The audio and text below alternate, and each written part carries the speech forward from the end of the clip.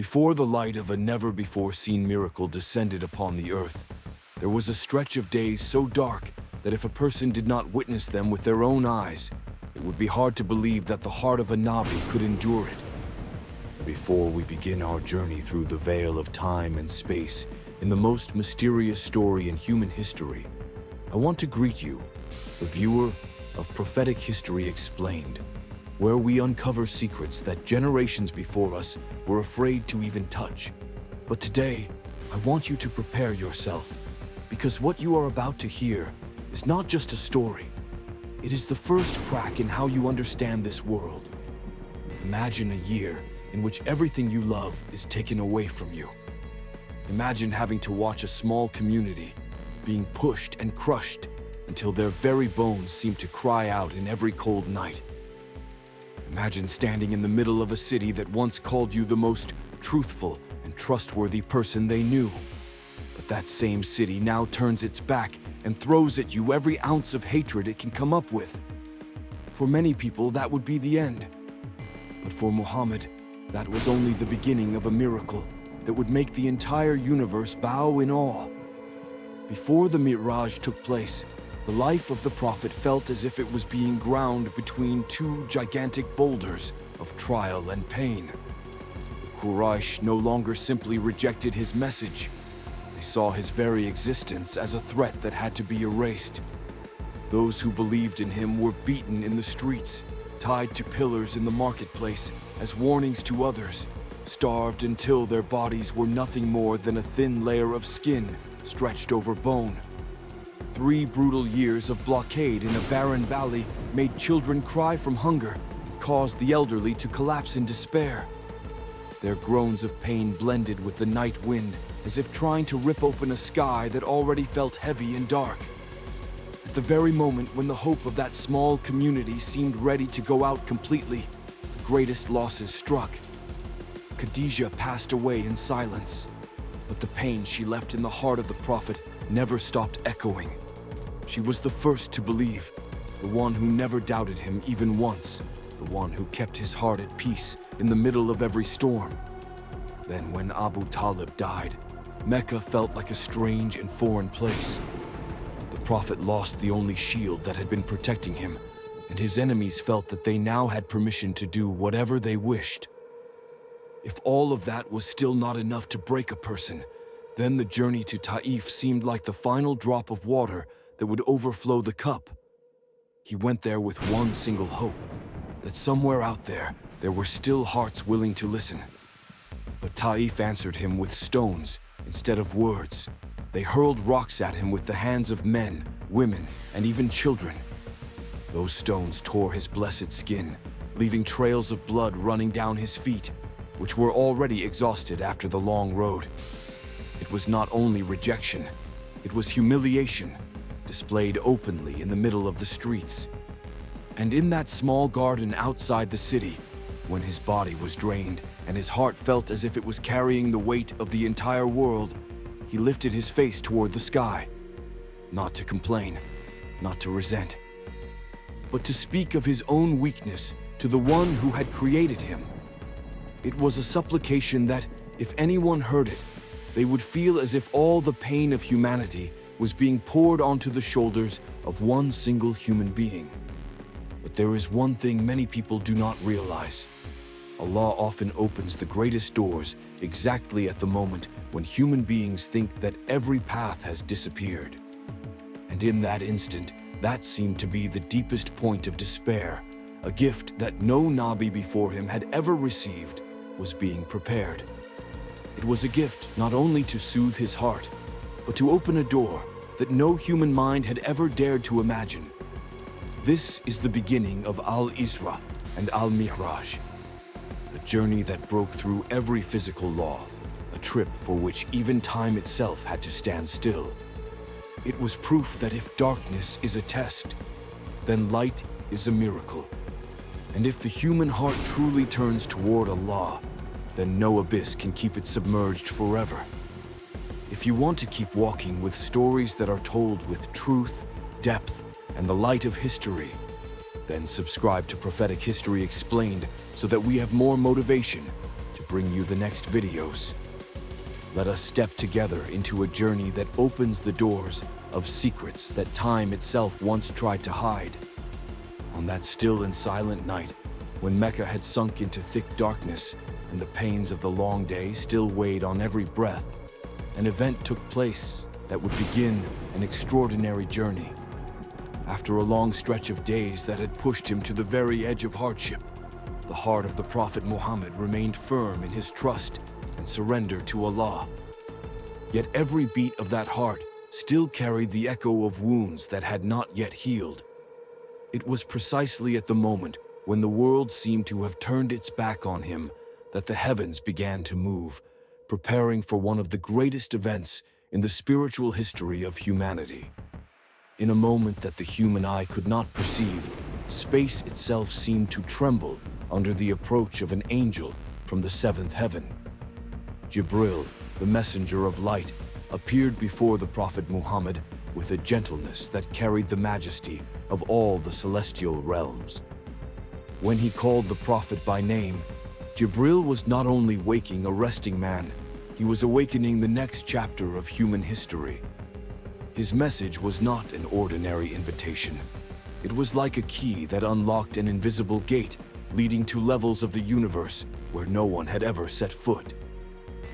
Your Lord invites you to come and meet him. Just one sentence, but it was enough to bend all the limits of physics and human perception.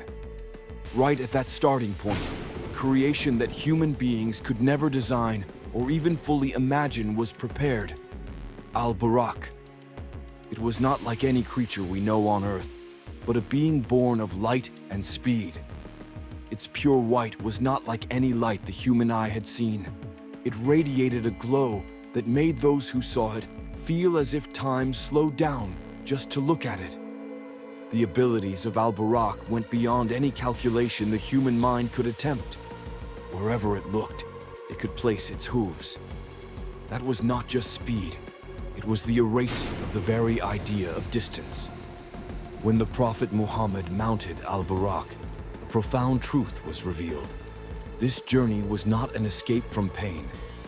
It was an entrance into a world that Allah had prepared specifically for him. From Mecca to Jerusalem is a distance that, for human beings, would take days or even weeks to travel. But with Al-Burāq, even a moment felt too long. With every movement, space seemed to shrink and time seemed to stretch, carrying him to the first station of the celestial journey, Masjid al-Aqsa. That place was not just a sacred site on earth. It was a crossroads of many eras, a spot that Allah chose as a resting point in the story of Revelation. The walls of that sanctuary seemed to hold the echoes of generations of Anbiya who had set foot there. Yet never in any age had they all stood together in a single moment the way they did on that night. When the Prophet Muhammad entered, a majestic scene unfolded. All the prophets whom Allah had ever sent to humanity, from Adam, the first to lay the foundations of human history, to Ibrahim, who raised the foundations of the Kaaba, from Musa, who stood against Fir'aun, the Pharaoh, to Isa, who was brought into existence by a word from Allah, all were present. They did not come only as witnesses, but as teachers welcoming the final student who would receive the greatest mission. The moment when the Prophet Muhammad led them in Salah was a symbol before which the entire universe could bow. In that line of prophets, each had carried the burden of guiding a particular nation or era. Now all of them stood behind one man, the one who would be sent not to a single people, but to all of humanity until the very last day. This was not just an honoring. It was a confirmation from the heavens that Muhammad was the final seal of the chain of revelations that began with Adam. Al-Isra, the journey across the earth, was not only a movement from one place to another. It was proof that when Allah wants to raise a person, He opens paths that the mind cannot grasp and doors that eyes cannot see. The distance from Mecca to Jerusalem was only the warm-up, a reminder that the limits human beings think are impossible to cross are nothing but illusions when placed before the power of Allah. That is why this journey was called Al-Isra, a journey of movement, of crossing over, of awakening. It is evidence that even in the darkest moments, Allah is preparing a miracle that will carry His servant to a place where pain cannot reach.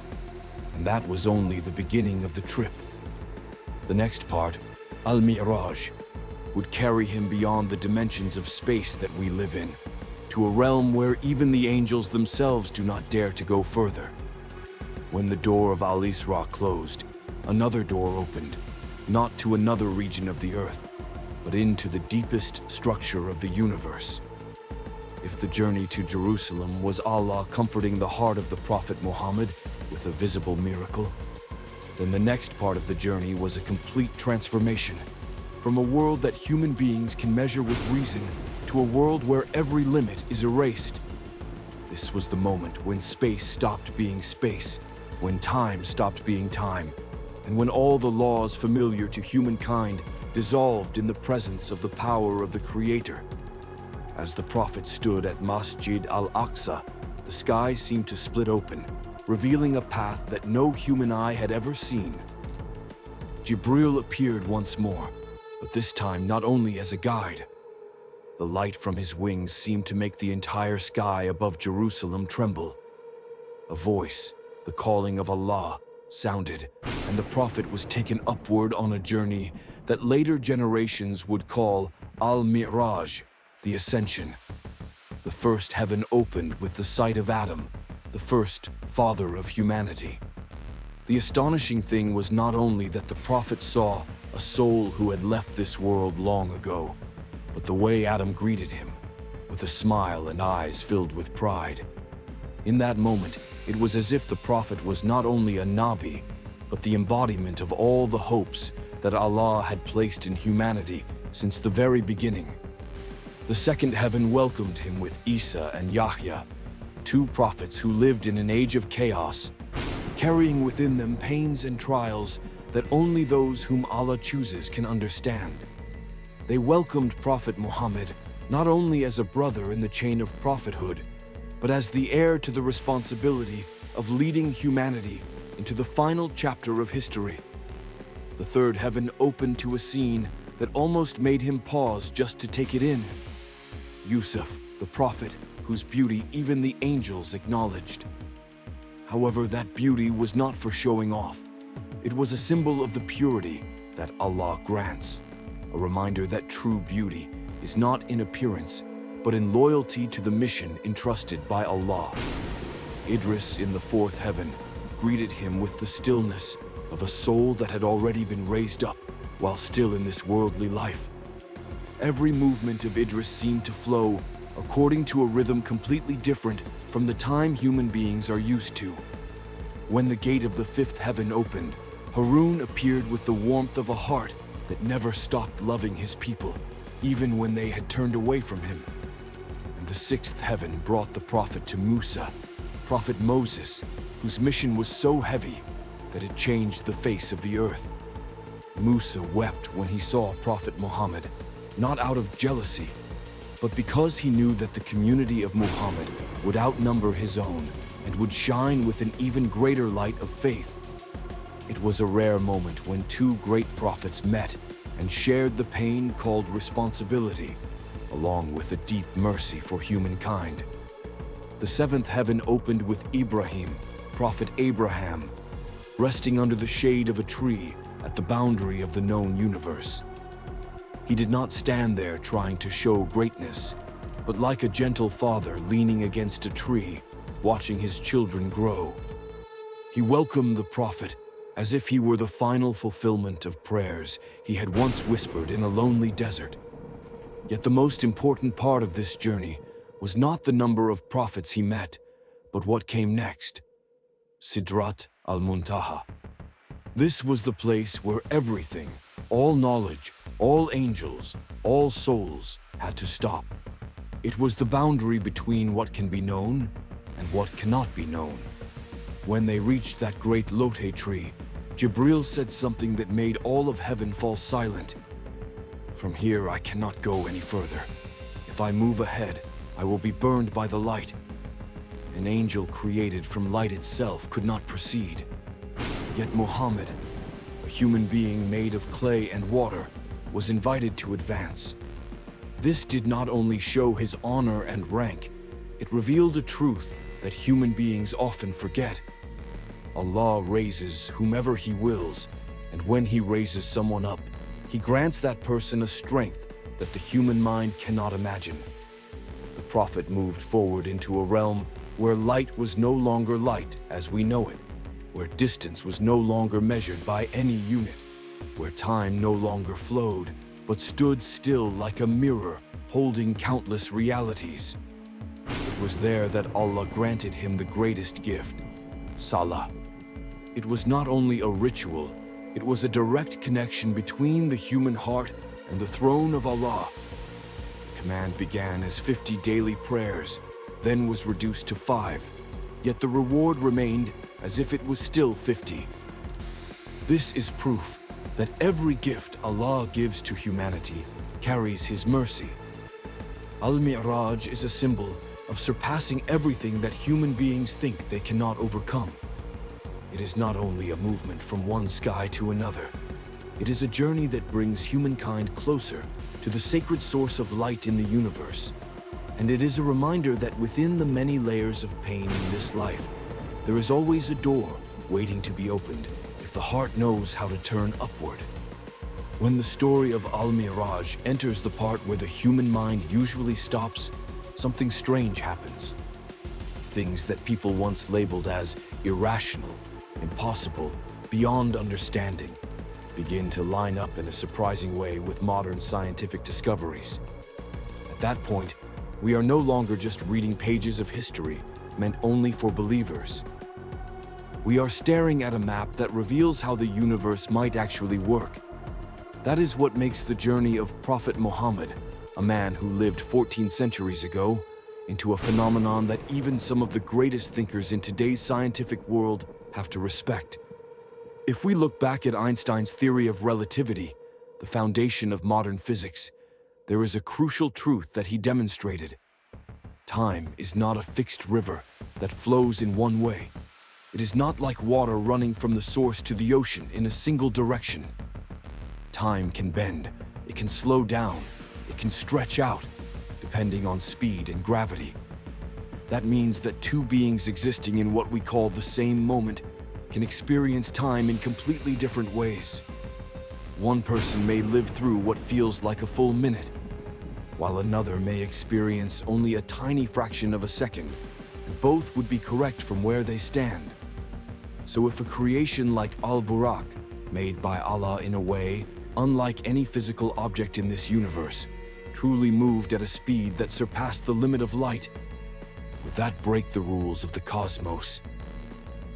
The answer is chilling. Modern physics itself has suggested that when speed passes beyond familiar limits, time no longer behaves as we know it. It becomes compressed, almost frozen in comparison to the world outside. This makes the Prophet's journey from Mecca to Jerusalem in what felt like a moment no longer seem irrational, but more like evidence of realms that science has only started to touch at the surface. But that is only the first layer of truth. Al-Miraj was not only about traveling rapidly. It was about piercing through space itself. And here, the concept of a wormhole, a tunnel through space and time, appears as perhaps the strongest explanation modern science can offer. A wormhole, according to the Einstein-Rosen model, is like a bridge between two regions of the universe that might be separated by billions of light years. It is not just that the distance is shortened. It is that two points are connected by a shortcut that passes through a deeper layer of reality beyond the three dimensions of space that we know. What science today treats as a hypothesis may well have been activated in the moment the Prophet was taken through the heavens. Even more astonishing, the Quran speaks in a way that lines up with this idea more than 1,400 years earlier. It describes the sky as having paths or ways. Many scholars once saw that as poetic language, until humanity discovered that space really does have structure, folds, and pathways where even light can be bent. When Jibril said that a gate in the heaven has been opened that was never opened before, those words, when viewed through the lens of modern science, sound like a description of a change in the structure of space and time. And Al-Miraj, instead of being a simple upward climb from low to high, may have been a journey through layers of space that human senses cannot normally detect. The biggest question many people raise is this: how could the Prophet see paradise and hell, places that belong to the future, when the day of judgment has not yet taken place? That question seems to break religious logic, but it is actually science that offers a way to understand it. Time is not strictly linear. In several models of the universe, past, present, and future do not exist as separate dots in a row. They exist together in a single block, a structure in which observers at different vantage points can see different slices of time. When the Prophet was brought into a higher dimension, something similar to what certain versions of string theory suggest, where the universe has at least 10 or 11 dimensions, he could witness the final outcomes of actions that humanity had not yet carried out in our ordinary timeline. In that higher space, the future is not something that has not happened yet. It is part of the whole picture. Al-Miraj was therefore not about predicting the future, but about being taken to a point of view where future and present stand side by side. We also need to mention that ideas such as black holes, infinite gravity, light bending, and time stretching, all those concepts that modern science can only grasp with very advanced technology, accidentally open a door for us to understand Al-Miraj better. If human beings can imagine regions of space where time nearly disappears, where light cannot escape, where dimensions twist together, then what would stop us from accepting that Allah, the one who created all of this, can bring Prophet Muhammad into a state that is even more extraordinary?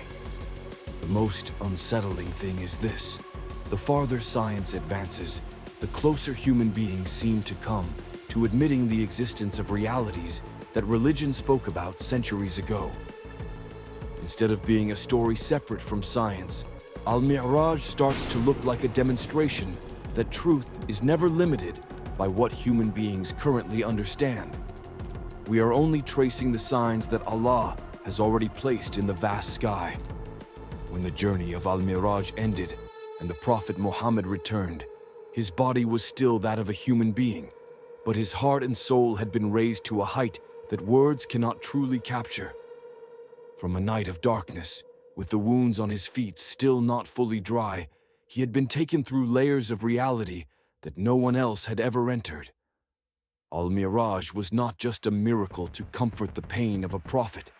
It was a declaration to humanity that no darkness is final, no storm is permanent, and no heart that believes in Allah is ever abandoned in despair. That is the lesson that every generation needs to hear again. Salah, the ultimate gift granted on that night, is not a ritual that people perform just out of obligation. It is the cord that runs straight from the human heart to the throne of Allah. When the Prophet Muhammad first received the command of 50 prayers and then saw it reduced to 5, he did not just receive a number. He received an opportunity for humanity to experience, in a small way, what he himself had experienced during Al-Miraj, the feeling of being incredibly close to the Creator. If Al-Miraj was a journey lifting the Prophet beyond every sky, then every time a believer places their forehead on the ground in sajda, it is a small miraj of their own, an invitation to step out of the tightness of material life and into a field of light that Allah always keeps open for hearts that return to Him. We often think of Salah as a burden, but in reality, it is a gift. When the whole world feels suffocating, Salah is the pause that allows the soul to step away from the noise of every heartbeat of daily life. When worries press tightly inside the chest, Salah is the place where we lower our ego and raise our trust. The Prophet himself went through deep pain before al-Miraj so that humanity would understand a vital truth. Salah is a lifeline, not a weight. It is the ticket that can carry any person into a zone of peace that not even physics can measure. Al-Miraj is also a reminder about patience. Every ordeal that the Prophet faced, from the mockery of the Quraysh, the boycott in Mecca, to the blood-stained journey to Ta'if, was like a layer of a spiritual test that Allah had written specifically for him. Yet not a single test came without a reward attached to it on the other side. It was in his darkest period that Allah opened a door, leading him to the brightest light. This teaches us that in our own lives, when we feel as if everything has collapsed, that may be precisely the time when Allah is preparing to give us something far beyond what we can imagine.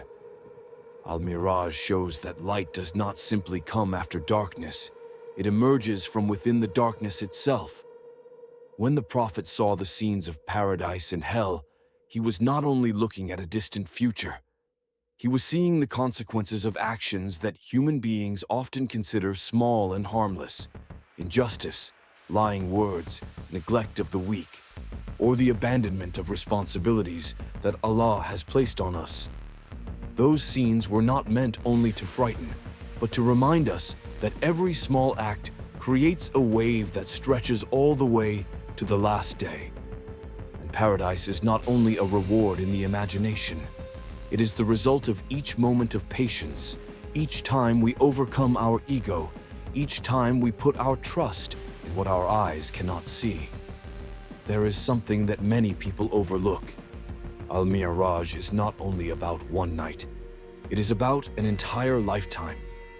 It is about faith that does not shake even when surrounded by darkness.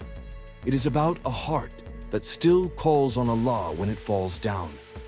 It is about accepting that everything that happens, whether heavy or gentle, comes with a wisdom that we may not be able to see. And when a person knows how to surrender, knows how to stand up after every fall, Allah will carry that person past limits they thought they could never cross.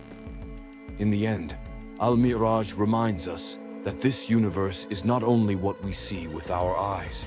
It is larger, more complex, and filled with dimensions that exist side by side in ways that the human brain cannot fully imagine. If Allah can take Prophet Muhammad, a human being of flesh and blood, through the layers of the heavens into a realm beyond physics and bring him back all within a single night, then what makes us think that our problems are too big for Allah to solve? What makes us think that our pain is meaningless? Al-Miraj becomes the strongest reminder that no matter how heavy life feels, there is always a path leading upward for anyone who knows how to lift their gaze. No matter how much darkness covers the heart, the light of Allah is always closer than we think. And no matter how weak we are, a sincere sajda can carry us to a place that this world can never touch.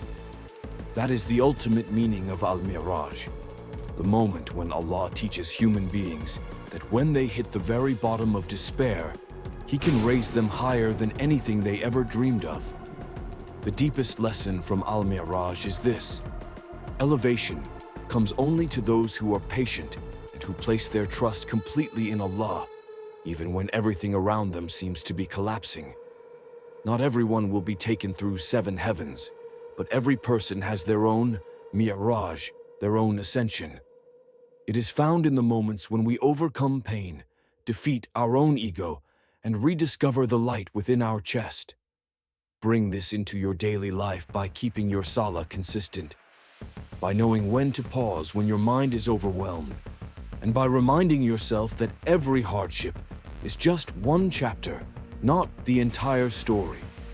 If you want to continue exploring sacred mysteries like this, join the Prophetic History Explained community to receive more deep knowledge about the history of the prophets, ancient revelations, and forgotten truths about the universe. And remember to subscribe so that we have more motivation to bring you valuable, honest, and heart-touching content in the videos to come.